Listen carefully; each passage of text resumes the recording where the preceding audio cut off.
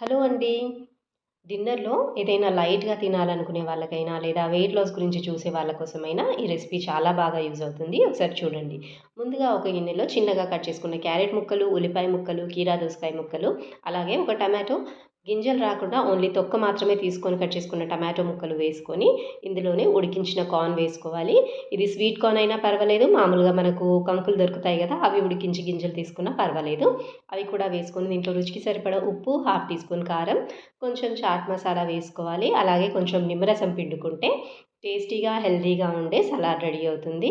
రోజు డిన్నర్‌కి మనము రైసు, రోటీ బదులుగా ఇలా ఒక కప్పు సలాడ్ తీసుకుంటే గనక హెల్త్ బావుంటుంది. మనకి టేస్ట్ కూడా చాలా బావుంటుంది. ఇంకా ఇందులో ఇవే వెజిటబుల్స్ కాకుండా ఆలు గానీ, ఉడికించిన క్యాప్సికమ్ ఆర్ బీన్స్ ఏవైనా వేసుకోవచ్చు. మీరు ఒకసారి ట్రై చేసి చూడండి. చాలా